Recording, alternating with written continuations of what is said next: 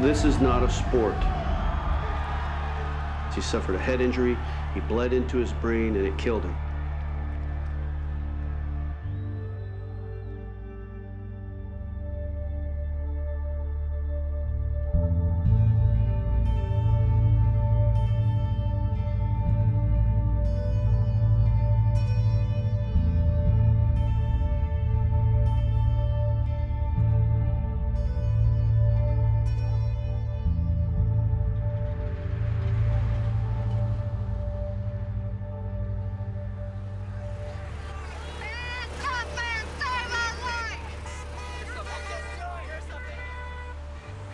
Dr. Douglas Paul was the head of the trauma unit at Good Samaritan Hospital the night Steve Burris was critically injured. He was a strapping young man. I mean, this kid was a big, strong kid. And it was very difficult to go and tell a family that their husband, their son, their father, he's gone. I don't want to take care of another Steve Burris, another senseless death. If they don't change how they run their organization and how they run the contest, I want Toughman banned.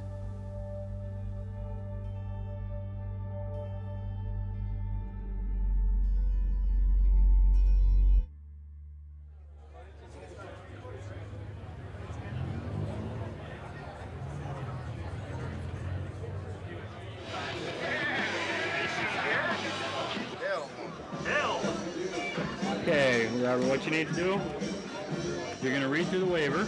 If you agree with everything on the page, you're going to date and sign. If you have any questions, ask me before dating and signing. Otherwise, by signing it, you understand it's a dangerous sport.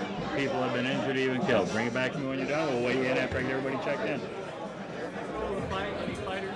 They said there'd be a B-roll tape. We got on a tape of the... Steve? Was that him? You, Steve? Yes. Okay. Well, we're actually doing a feature about the fights, the weekend, promote it, why these guys do what they do, ask these guys, why do you get in the ring? And there'll be a lot of people upset that we're doing a story on it because they'll think, why are you promoting something that's barbaric and why are you giving it publicity? That guy died 2 years ago. Suddenly a sporting event turns into a much bigger news story. Last year, I know our station, all the stations in town, did a bunch of stuff on that guy dying and why people keep coming back, but a lot more people die in car accidents than every one of us drive to work every day. Tom Archdeacon is a sports columnist for the Dayton Daily News and has been a sports writer for 34 years. An award-winning boxing writer, Archdeacon is no stranger to Toughman contests. It's kind of a sport of the past, and it's a sport that makes a lot of people kind of shudder, and a lot of people don't like it. It takes a lot of courage to get in by yourself, and the stories for me, they were always pretty compelling stories, and that said, I've seen tragedy in boxing too. I saw a guy killed in the ring. Yeah, they'll tell you in the beginning, or they have the fine print, when you sign a waiver, yes, this can happen, and you could even be killed. This isn't like you're coming into a desk and you're signing like for a loan at the bank. All these guys are signing in a bar. It's like a party. And you start feeling like a celebrity a little bit. I mean, here's a guy, you're laying carpet or you're doing whatever in your little town. But now you're one of the fighters and, you're becoming this like make-believe hero or something. Our next fighter, 22 years old, 5'8", from Clayton. He was the runner-up last year in the light heavyweight. He's the head coach for North Mountain Kids Wrestling Program. Bam Bam, Blake Grove. Blake? Me and my dad were talking about it. I was like, I'm gonna do it. And everybody kept telling me like, oh, you're too little. And I was like, all right, well, we'll just see. 173 pounds for Bam Bam. He was runner-up last year. He's gonna win this year. And everybody was telling me I couldn't do it. I went in there and I made it all the way to the finals. When they bumped me up a weight class, that boosted my self-esteem a lot. And I told my dad, I said, once I win it, I'll quit. And he didn't want me to do it last year, and my mom didn't want me to do it. And then I did it, I got there and I got to the finals, and then they got, pretty upset when I didn't win. 164 for Eric Brown.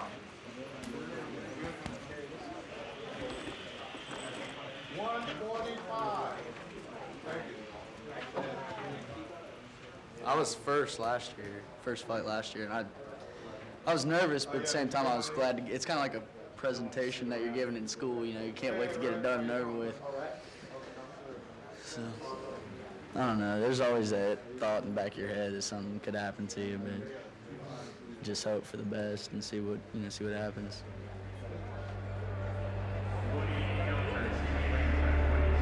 We've had an unfortunate incident here in Dayton, Ohio, where a gentleman died after an event. When we have an incident like that, it makes front page news. How's everybody doing tonight? Night 2 of the Toughman, Steve Koppler is the president of Adorable Promotions, which owns the Toughman contest. He travels across the nation promoting the show and is the ringside announcer. You didn't come to hear me talk, you came to see him fight. So as we always do, we start the night with the official Toughman parade. Led by our living room ring girls. And then bring homes here, the toughest man in the world. Here we go.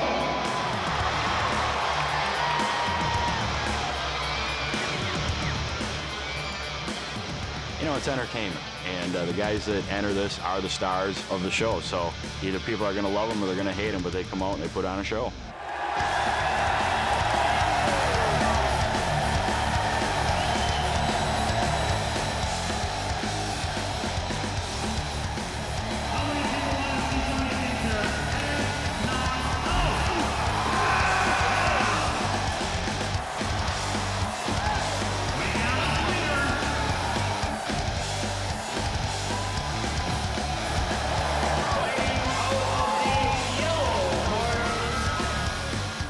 People know they're going to see a quality product, an exciting product.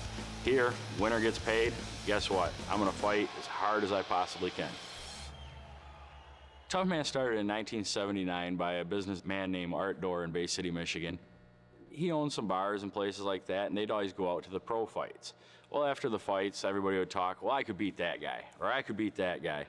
Or they'd say, fight was fixed. He says, why don't you put your money where your mouth is, get you up in the ring, everybody put in $20 and the winner takes all. The tough guys in town said, we'll do that. So he rented an arena, got the guys in there, and that was the first Toughman contest. All right, so as you finish with them, bring the reports back here. Share pens and whatnot, okay? Some of the famous Toughman alumni include Tommy Morrison, World Heavyweight Champion; Christy Martin, Women's World Champion; UFC Middleweight Champion Rich Franklin; World Super Heavyweight Champion and celebrity Butterbean. And probably the most famous that got it all started was Mr. T. You know, everybody says, what does the T stand for? Well, it stands for Toughman. He was the first Toughman Bartenders Challenge winner. The Toughman contest is entirely regulated by the Ohio Athletic Commission. The participants fight in a 2-day single elimination contest. Each fight consists of 3 one-minute rounds. Fighters are required to wear 16-ounce gloves, headgear, groin protection, and a mouthpiece. The state gets the doctors, the referees, the judges, the timekeeper. You know, that way they're in control of what happens over the fight. We provide an avenue for the guy off the street. There's a guy who's a tough roofer, a guy who's a tough plumber. Well, let's see what happens when they go together. They may not have the best skills. They may not know how to throw the jab, the uppercut, all that stuff, but they're going to give it their all. You just got to stay cool. This is my first time doing it. But, you know, I'm a roofer and shit, so I'm in pretty good shape, you know. You got to just get out there and whoop some ass, really, if you can.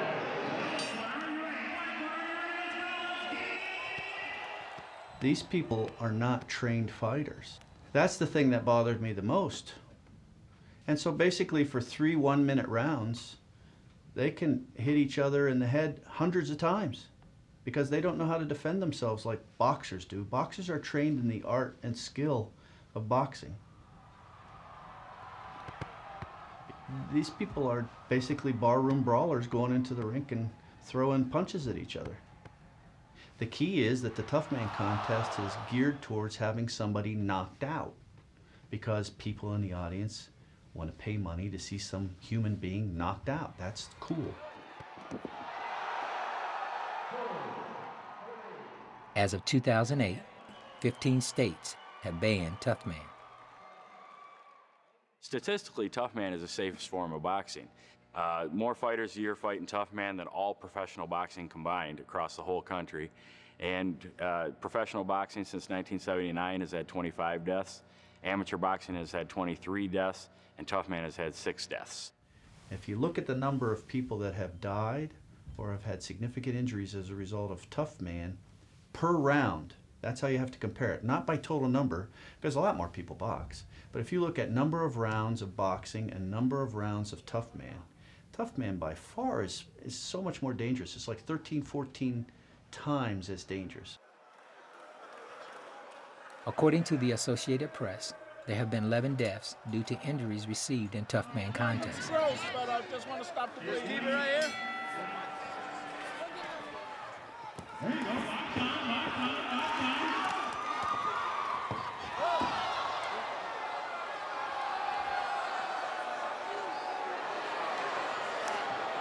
Pop his shoulder out here. That's not a good thing.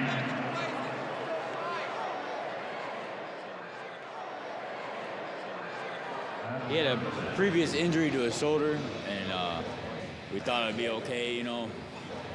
When you're out there throwing punches and stuff, you're using it so much, and it wasn't okay. He shouldn't have been fighting. Basically it. He shouldn't have been fighting, but we pushed it. Hey, sit up for me. Hey, sit up. You ready? Yeah. Can you take it? Yeah. Okay. I need to relax the arm. Okay. You gotta relax. You gotta relax. Okay, I want you to push up as I pull down. Can you take it? Yeah, come on. Okay. You all right, bro? Too much Sit up. muscle. All right. I'd like to send you over to the emergency room. Let them pop it back in. Who are the people that they're hiring to be at the ringside?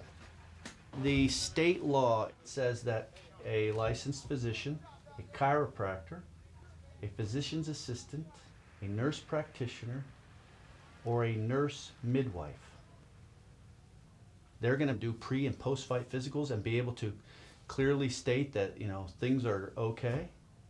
Our state government says that that's adequate. Well, that brings up a big question mark in my head. I think it's crazy. Recognizing that there's a potential problem, the EMTs and paramedics are better trained than pretty much anybody they mentioned in that law. Despite Dr. Paul's protest, the Dayton event continues to draw a large number of fighters and fans. I guess it really didn't hit me that bad until I was driving there that Friday to fight. And that's when it hit me. I started getting, you know, real nervous. Mom didn't want me to do it because of the previous year about the guy getting killed in Toughman. I hope he does okay, and, you know, he comes out okay. Win or lose, you know, as long as he comes out okay.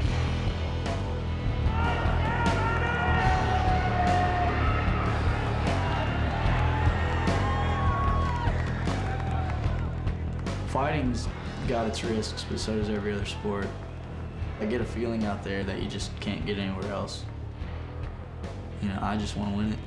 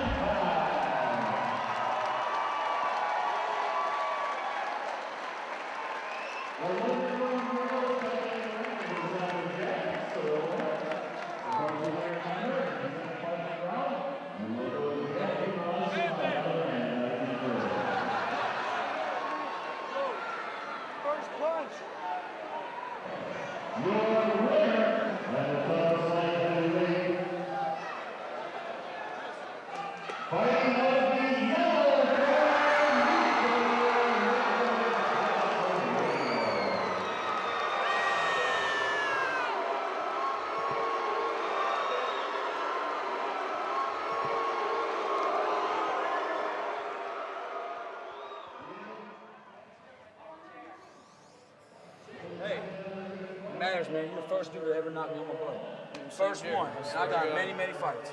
Many fights, bro. Many.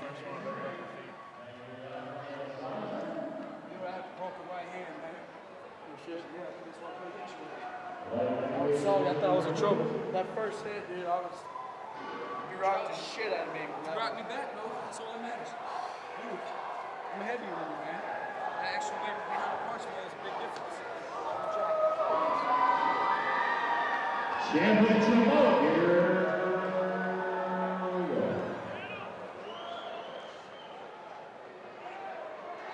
What? What do you want? Dude, get the camera out of my face right now.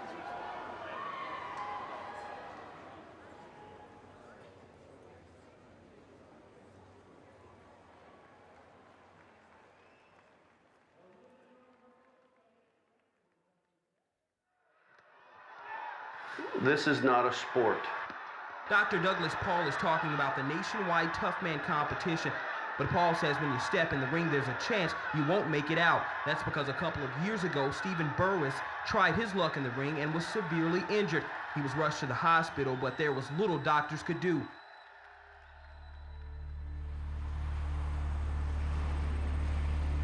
That's the first time I've been to Martins Ferry. You know, river town that's probably seen better times. You know, it's a blue-collar town. Just there are a lot of hard scrabble lives, and people have had to really scrap for what they've got, and maybe that's where Toughman seems to do the best sometimes. It's a blue-collar town, and this is a blue-collar sport. This is something he wanted to do. It was a goal. It was something that was like trying to achieve something. Hey, I want to do this. I'm going to train for it. I'm going to win. He never did anything half-assed. I mean, it was all or nothing with him. When he left, I said, I'll see you later, son. I love you. And I said, do good. He said, don't worry, Mom. He said, I'm going to do good. He said, I'll call you. But he called me about 11:30, and he says, Mom, he said, guess what? I said, what, son? He said, I won my first fight. He said, but I'm tired. He said, but I won my first fight. And I said, good, son. I said, I'm proud of you. Winning his first two fights Saturday night, Steve was now matched against his final opponent, Josh Snow. I knew what the game was about. I mean, I spar here in Cincinnati with some of the best guys. We have a lot of fighters, and so I had a lot of experience working with these guys. A lot of these guys started in Toughman. You know, Butterbean started in Toughman. Josh Snow was 6'2" and weighed 274 pounds. Steve Burris was 6 foot and weighed 240 pounds, a 34-pound weight difference. He wasn't a real good boxer, but he pushed you, came forward, throwing punches, and he's big. You know, them guys go a long way in those contests. You know, you can get away without having skill if you're tough. He was tired. He was real tired after his second fight. I mean, he did tell us that. He didn't know. You know, that's what he said. He said, I don't know if I can do another one. He said, I'm tired. You know, he was tired. The first round, Steve came out real strong. He was hitting me harder than anybody's hit me that competition. He had him on the ropes, and he was swinging, but then, I don't know if you know anything about boxing, but you can tell when a fighter's done. You know what I mean? When he stirs everything he got, you can't, you know, the punches become slow, and there's nothing behind them. And at that point, well before the first round was out, he was out of gas. And, you know, Josh, good fighter as he is, you know, he hurt Steve a good bit that first round at the end of the round. And they probably could have called it then. It gets pretty rowdy, and people just urge you on, and it's like a sign of like embarrassment to quit, or to, especially your buddies are egging you on, and people overextend themselves. I kind of remember going like this. A lot of us do that straight in our headgear. Well, you know, now I think about it, I'm thinking it was, you know, oh, my head, you know. They did a standing 8 when they let us fight again. So I start walking out, and the crowd screaming, announcers yelling, fight, fight, fight. I said, nah, something ain't right. I stood back, and they're like, fight, fight, fight. And I see him like this, and I'm like, he's done. I looked at the ref, I said, he's done. Those refs are a lot more lenient in Toughman than they are in real boxing. They let them get away with a lot more. And so he walked forward, and then when he knocked him down the second time, he got up and didn't know where he was at, and the ref called the fight. They walked him over to the seat. The guy over there kind of just laid him over. Like, I'm still thinking this guy's just fatigued. And the doctors checked him out. He's just exhausted, tired. He's okay, he's conscious. Even when they got him to the ambulance, the doctor was still saying something like that. At that point, it wasn't really registering how serious this was. It didn't register for a while. I mean, he was breathing real hard. You see his chest beating, but there's, like a blank look in his face and a tear run down the side of his face. I don't know. You can have hundreds of punches thrown at the head, and each one of those adds up. If you don't have the bleed, just that little concussion of the brain bouncing on the inside of the skull causes some trauma. And if you do that 100 times in a short period of time, that can add up. We intubated him, put the airway in, and took him over and scanned his head in a matter of about 10 minutes, and that's when we saw that he had this massive internal hemorrhage in his brain. When I lay down at night, I can still see him just laying there with all those tubes and everything on him, and I just put my hand on his chest, and I kept saying to him, don't you go away, don't go away. I said, don't leave me. But it was too late, and the doctor said he was brain dead. And I promised him I'd take care of his 2 kids. I told him I'd take care of them as long as I can. Make sure that they're okay.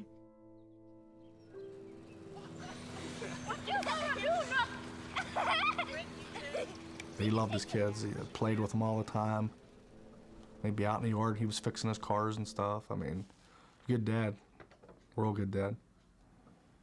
I remember before I left, I told him that he didn't want to go because I was afraid that he was going to get hurt.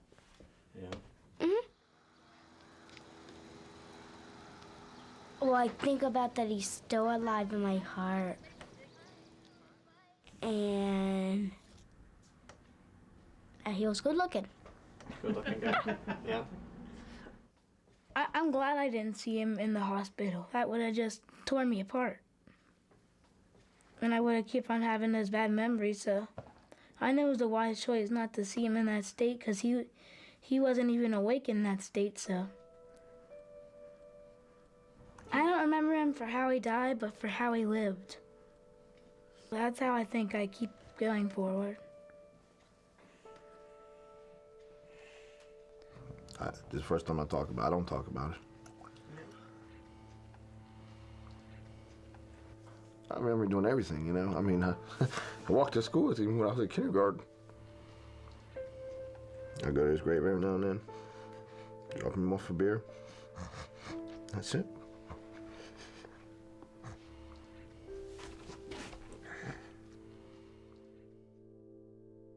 I don't think I'll ever have another guy friend as close as I was with him. He had a lot of best friends. Like if you'd ask somebody else, they'd say, oh, Steve was my best friend. Because that's the kind of person he was, but he was my best friend.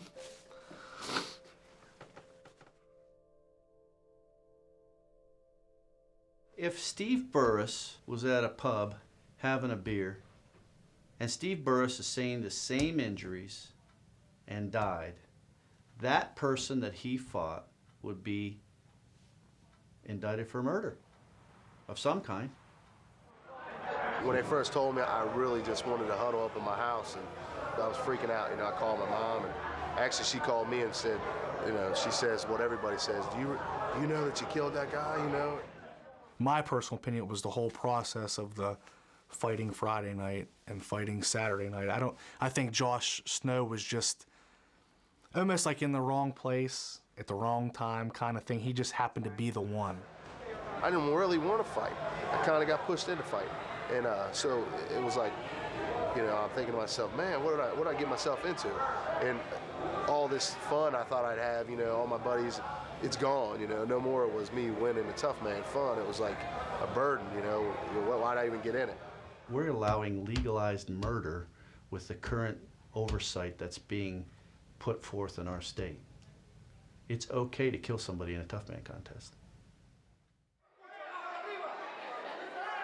I didn't come back into the gym for probably 5 or 6 months, you know. I'm like, I just couldn't. I thought he showed himself to be a stand-up guy. Tried to do what he could, both in the ring that night and afterwards for the family. So that's more than some folks that should have done something did. What did you guys end up doing for that fighter and his family? Nothing has come of that yet. They never contacted you or anything? No. No? No. So just when it happened, and... Yep. They got a right to do it, and I don't say they don't, but somebody has to look out for them. You know, and the responsibility comes on newspapers, you know, on Hair Arena and on the commission and everybody else, people that are making money on it, you know. But it's, you know, it starts with Toughman. I mean, they got to get your whole house in order. Come out and see a show for yourself. If you don't like Toughman, that's fine, but these guys are doing it under their own free will. They come out, and we give them that venue to do that. The key question is, do these people have the right to fight like this if they want to? Well, the answer is probably yes. What if I don't want them to fight in my community? What if I say, sure, you can do that, but not in my town? One man's voice still can create some interest and make a difference. Have I made big strides? No. But you know what? It's a marathon. It's not a sprint. I'm not done yet, neither are they. So when they come back to town, I'll be here.